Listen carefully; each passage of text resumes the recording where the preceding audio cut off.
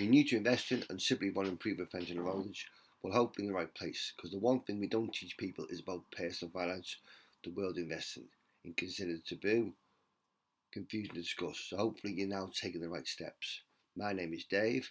I work in financial services and I help people access their private and workplace pensions. It's a subject most people is complete inertia. So the aim of my videos from financial blog is to improve people's financial knowledge and awareness, so you can reach your goals just like me. Now, I've applied these principles to become a net millionaire at the age of 52. Now, I can't retire for once, but I enjoy my late job helping people. So let's get into the latest video. So what this video is about, it's about my ISA for the review of July 2025. Now, it's not to boast or brag and say, look at me, but to give people hope. If I can build a portfolio, you can too. If you think long term, invest regularly within a tax-free offer. Now let's look into the portfolio. The aims. Well, the aim is an annual return of 10%. Dividends of 2025 of £5,000 and a year-end fund value of £153,000.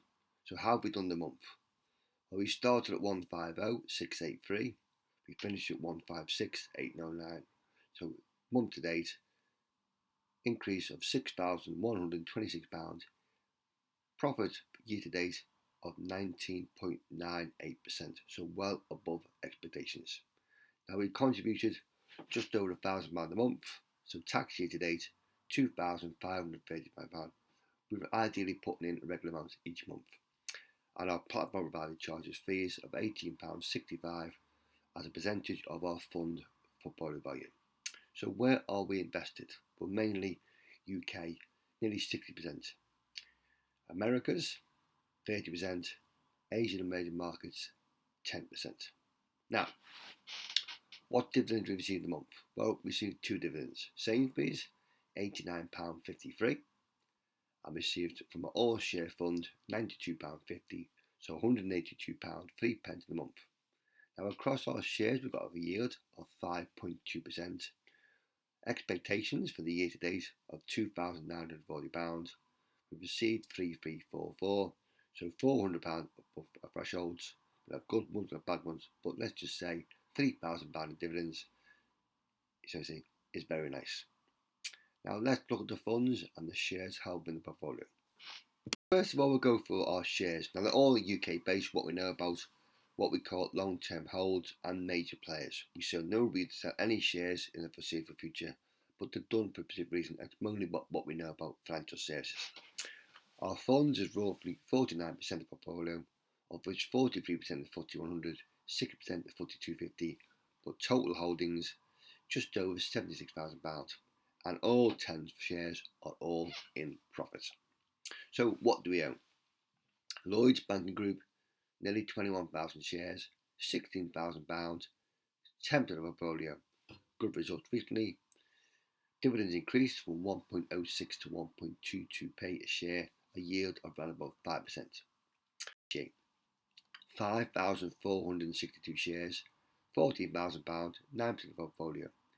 Yield around 9%, but have very good results in August, hopefully improved, but everyone needs insurance. And again, we own Aviva, another insurer. 1,900 shares, £12,500, 8% of the portfolio, but a yield around about 8%, and again, but have very good results in August, yield around about 8-9%, just a bit off. Now, we own, shall we say, a few banking shares. NatWest, 1,261 shares, £6,500, 4% of the portfolio. Again, dividend increase, shall we say, very nice profits. We'll pay a nice dividend rate about 4%, and it's now the shackles are off. It's got a free round because no longer will cover it. We own Barclays, 1,687 shares, £6,000, 4% of the portfolio. We'll pay a dividend of 3.1p against 2.7 last year. Away from the banks, we do own AJ Bell, the platform provider. It's a great company, growth share shows the asset management, customer increase.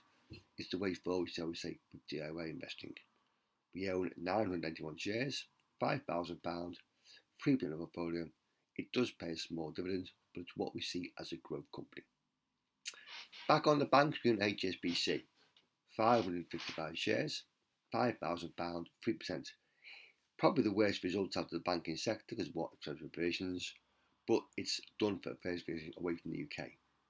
But has got a nice dividend, being increased, and it does pay quarterly dividends. We own, shall we say, Phoenix Group, the pension group provider. Now they've been on a buying spree lately to buy other companies, but a major player in the UK. 666 shares, a yield of 10%, £4,400, 3% portfolio, and hopefully very good results without soon, shall we say, dividends will be increased. But it's what we know about. Away from the banks, we own Card Factory. 4,100 shares, £4,000, 2.6 portfolio. Very cash rich. Actually been on a buying spree. It's just paid £24 million to buy funkypigeon.com solely out of cash. So let's see what happens when the results are through, shall we say. But based on profits and what they paid for, it'll be paid back within the next 5 years. And then finally owns Sainsbury's, the retailer. 923 shares, nearly £3,000, 2% portfolio. Everyone needs food, you have to eat. Some kind of price war of Aldi, but it's a big player, shall we say, as Tesco's, whereas a lot of companies are struggling. Morrison's, Asda, because they've got debts. Sainsbury's is cash rich, will be, shall we say, a nice dividend payer in future. So a collection of shares mainly based on financial services, what we know about, but we see no reason for any shares for the future. They were done for a reason, okay? And hopefully big name players just switch off, does what it's set to do. Now let's look at the funds we hold within the portfolio. At the moment, our funds have took off the shares in value, now at 51%. 9 funds, 5 in profit, 4 in loss, but nearly £81,000. We were done it to diversify because we were solely UK solely based when we started off. Our largest holding is a passive ventures fund done through our platform provider AJ Bell. £26,000, 6 million portfolio, but it was done to de-risk. We own a Fidelity World Index fund, £20,000, 30 million portfolio, very low fees of 0.12%, does pay a small dividend, but annual results, so we say last few years, 10% return each year, and we did top a fund, £1,100 a month during the month. We own an LNG technology fund, nearly £20,000, 12% of our portfolio, has had a good run lately, but it was done, so we say, track record, and owns about 253 shares. Some funds that have struggled recently though is a Fidelity China fund, nearly £3,000, just under 2 million portfolio.